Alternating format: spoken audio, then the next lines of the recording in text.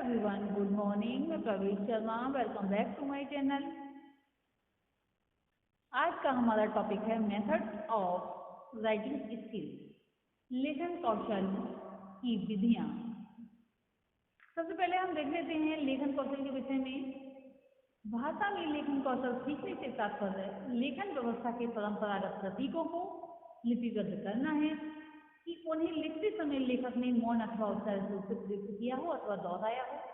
तो इससे स्पष्ट होता है कि भाषा में लेखन कौशल सिखाने का तात्पर्य जो छात्रों को सिखाया जाता है उस भाषा की लेखन व्यवस्था से परिचित कराना है। उसमें भाषा की लिपि व्यवस्था तथा उसकी विशिष्टताओं की जानकारी के साथ साथ उस भाषा का पर्याप्त ज्ञान प्रदान करना है। सभी भाषा प्रतीकों के माध्यम से विचारों की अभिव्यक्ति संभव हो सकती है। प्रत्येक भाषा की अपनी परंपरागत लेखन व्यवस्था होती है। इसमें व्यक्तिगत अभिरुचि के अनुसार परिवर्तन नहीं किया जा सकता। योग्यता लेखन कौशल की प्रमुख विशेषता होती है। तो इसी को जानने के लिए हम सबसे पहले देखेंगे रेखा विधि यानी कि लाइन मेथड। अक्सर ये देखा जाता है कि बालक कहीं पर भी रेखाएं खींचने के लिए तत्पर रहते हैं। अगर उन्हें चौक मिल जाए, पेन मिल जाए, पेंसिल मिल जाए, तो कितने भी काम की पुस्तकों में नहीं समझ पाते कि ये ज़्यादा ही यूजफुल है, क्योंकि उन्हें एकदम बहुत ज़्यादा एक तरह से कहें कि अंदर से ये प्रेरणा उत्पन्न होती है कि हम कुछ करें। तो किसी भी पुस्तक पर लाइन खींच देते हैं, किसी भी दीवार पर लाइन खींच देते हैं। अगर चौक मिल जाए तो दरवाजों पर, धरती पर यानी कि जमीन पर कहीं भी लाइन खींचने के लिए भी सदैव प्रयास रहते हैं। कई खेल भी ऐसे खेलते हैं जिसमें रेखाओं का प्रयोग किया जाता है। कभी वे सीधी रेखा, कभी तिरछी रेखा और कभी घूमी हुई रेखा खींचते हैं। उनकी ये आदत उनको अक्षर लिखना सिखाने के लिए बहुत लाभप्रद भी सिद्ध होती है। इसलिए बालकों को रंग बिरंगी चौकों के साथ चौकबोर्ड पर छोड़ देना चाहिए, जिस पर वे मनमाने ढंग से रेखाएं खींच रहे हैं। आजकल छोटे बच्चे यानी कि 1.5 साल का बच्चा हुआ और कुछ भी कार्य करने के लिए तैयार रहता है। यानी कि मान लीजिए पेन मिल गया, कॉपी किताब पन्ने पलटने के लिए जो पेज उसमें रहते हैं उनको पलट कर उसको चित्र को देखना, पेंसिल से उस पर कुछ लिख देना। लिखने से तात्पर्य उसका ये होता है कि बच्चे को ये तो समझ होती नहीं है कि वह क्या लिख रहा है, लेकिन वो कुछ भी उल्टी सीधी रेखाएं खींच देता है। कभी कभी तो 1.5-2 साल का बच्चा अगर सर्कल बना है तो सर्कल बनाने का प्रयास करता है, सीधी रेखा है, स्ट्रेट लाइन है, जो भी है वैसे ही बनाने का प्रयास करने लगता है। इसलिए कहा जाता है कि इन छोटे बच्चों के लिए कलर्स जो आते हैं दे देने चाहिए, जिससे कि वे अपनी जो उन्हें पुस्तिका दी हुई थी, कॉपी दी हुई है, उस पर मनमाने ढंग से रेखाएं कर लें, जिससे कि उनको ये लगेगा कि हाँ हम कुछ कर सकते हैं। धीरे धीरे उनको कोई आकार बनाकर दे देना चाहिए, जिससे उसे देखकर बनाएं अथवा उसमें कलर कर लें। इससे उनके हाथों को मजबूती मिलेगी, यानी कि जो उनकी नाजुक उंगलियां होती हैं, कोमल हड्डियां होती हैं, उनमें टेढ़ापन नहीं आएगा, क्योंकि वो मोम के रंग होते हैं और वो भी कोमल होते हैं और थोड़े मोटे आकार में भी होते हैं। ऐसा नहीं है क्योंकि उनको ज़्यादा जो है पकड़ने में ज़्यादा मेहनत करनी पड़े। तो इस प्रकार जो है बालक जो रेखाएं खींचेगा मनमाने ढंग से, वे किस किस प्रकार से होंगी एक बार हम आपको ये दिखाते हैं।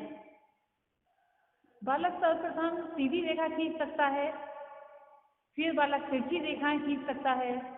2 तिरछी रेखाएं जुड़कर रा का आकार लिए हुए हैं। तो जो सबसे पहले हम सी का आकार देख रहे हैं उसमें सीधी रेखा खींची, वह सीधी रेखा नीचे को भी हो सकती है, ऊपर को भी हो सकती है, उससे कोई ना कोई अक्षर का आकार अवश्य बनेगा। फिर तिरछी रेखाएं वे भी किसी न किसी आकार में बन सकती हैं। 2 तिरछी रेखाएं जो होंगी वह भी किसी न किसी अक्षर का आकार लिए हुए होंगी। इस प्रकार मनोवैज्ञानिकों का विचार है कि इस प्रकार बालक जब रेखाएं खींचता रहता है तो उसे कुछ अक्षरों का आकार बनाना आ जाता है। भले ही उस समय वह नहीं समझ पाता कि वह क्या बना रहा है, लेकिन बाद में जब उसको सिखाया जाता है तो उसे बनाना बहुत आसान हो जाता है।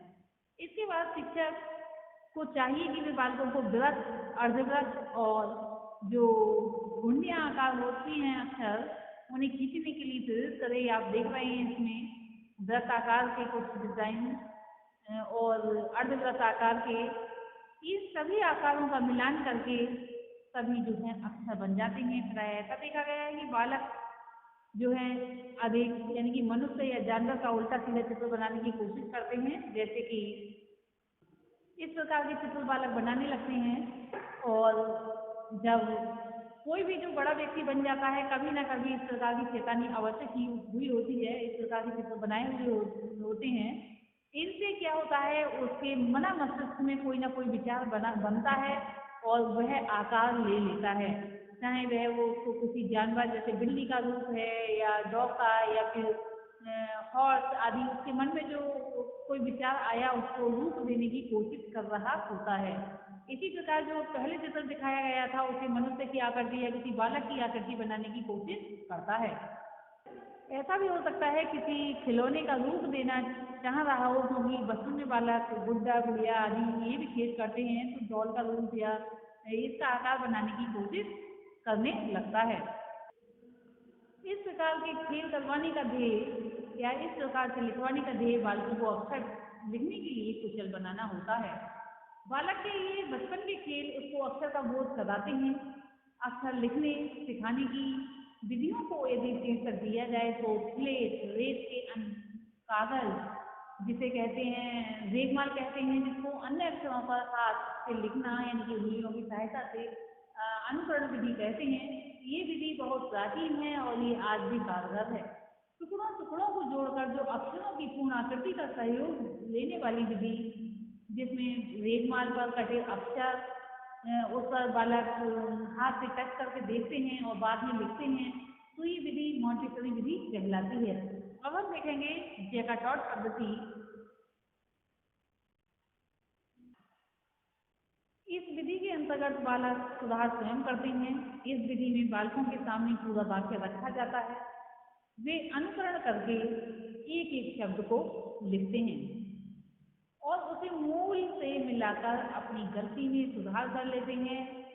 शिक्षक अनुकरण के पश्चात उनसे पूरा वाक्य लिखवाता है। सन 1941 में यानी कि 1941 में मॉडर्न जर्नल के अक्टूबर अंक में हस्तलिपि कैसे सिखाएं में एक लेख छपा था, जिसमें कुछ बातों पर ध्यान देने की कोशिश की गई थी। जब बालक लिखने की जरूरत समझे तभी लिखना चाहिए। एंड कहने का तात्पर्य ये है, ऐसा नहीं बालक लिखने के लिए अभी पूरी तरह से तैयार नहीं है, बहुत ज़्यादा कमजोर स्थिति का है, तो उसे लिखने का जो है उस पर भार डाल दिया जाए, ऐसा नहीं करना चाहिए। जिस शब्द को बालक लिखने की आवश्यकता समझता है और लिखना चाहता है उसे पूरे रूप में लिखवाना चाहिए। कहने का तात्पर्य ये है कि आपने देखा होगा जब छोटे बच्चों को पढ़ाया जाता है तो बालक कठिन अक्षर लिखने से कतराते हैं, तो उसमें ऐसा होना चाहिए बालक को सरल सरल अक्षर बनाना सिखा देना चाहिए। कठिन अक्षर तो वह स्वतः ही बना लेंगे, क्योंकि उनमें वृत्त आकार या सीधी लाइन, टेढ़ी लाइन, तिरछी रेखा, आड़ी रेखा सभी बनेगी, तो वो जो कठिन अक्षर होगा उनके लिए आसान हो जाएगा। शब्द को कठिनाई के क्रम से लिखना सिखाना चाहिए।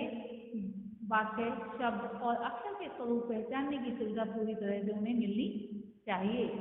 बड़े बड़े अक्षरों से लिखना शुरू करवाकर धीरे धीरे अक्षरों का साइज छोटा करना चाहिए।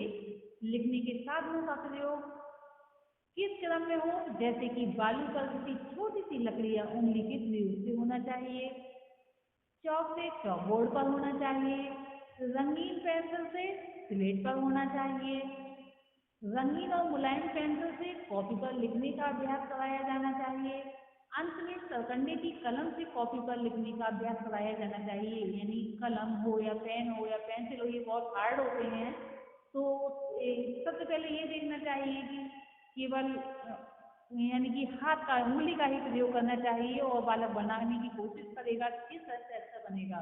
फिर बाद में चौक से चौकबोर्ड पर बालक बहुत जोर से पकड़ने की कोशिश कर रहा है, चौक छोटा ही टूट जाएगी।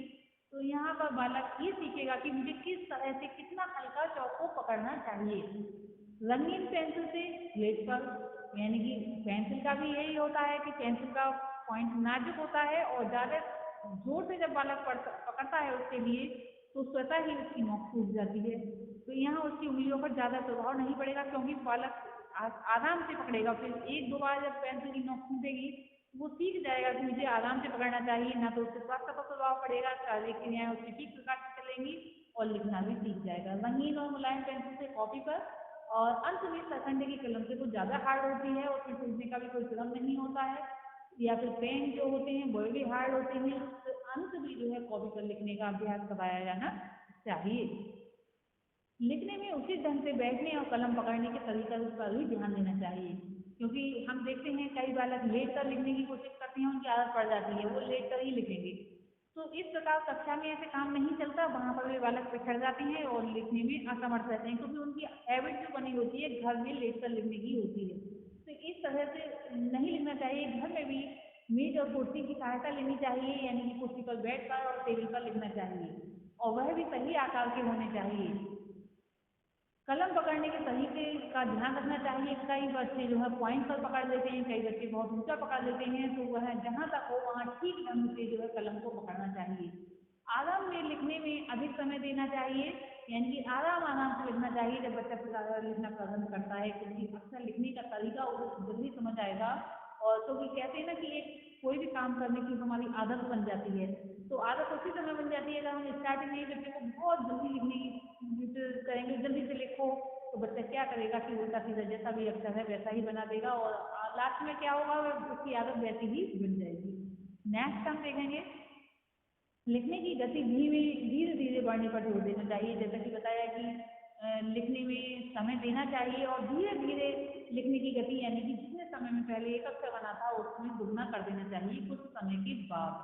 बालकों की व्यक्तिगत विभिन्नताओं पर ध्यान देना चाहिए, यानी कि प्रत्येक बालक, प्रत्येक जीव दूसरे जीव से भिन्न होता है, और प्रत्येक का शारीरिक अवस्था ऐसी नहीं होती कि दूसरा बालक जैसे कार्य कर रहा है वैसे ही कर लें। कई बच्चे तो परिपक्वता जल्दी ले आते हैं, कई बच्चों में परिपक्वता देर से होती है। तो इस बात का ध्यान देना चाहिए कि व्यक्तिगत भिन्नताओं में, यानी कोई वाला कमजोर तो नहीं है, कोई वाला लिखने में असमर्थ तो नहीं है, किसी के हाथ में तो कोई प्रॉब्लम नहीं है। तो इन बातों को ध्यान रखते हुए बालकों को लिखना सिखाया जाना चाहिए। आई साइड भी तो नहीं, बहुत सारी बातें होती हैं। लिखने का अभ्यास करवाया जाना चाहिए, यानी कि बार बार लिखवाना चाहिए। बालकों की सहज प्रवृत्तियों पर ध्यान देना चाहिए और उनकी रुचियों को ध्यान में रखकर ही लिखवाया जाना चाहिए। तो ये आज हमारी जो थी दो इसमें विधि बताई गई, रेखा विधि और डेकाटॉक पद्धति। नेक्स्ट वीडियो में हम देखेंगे पेस्टोलॉजी पद्धति, मॉन्टेसरी पद्धति, चित्र विधि, अक्षर विधि, वाक्य द्वारा अक्षर विधि। आज के लिए इतना ही, धन्यवाद।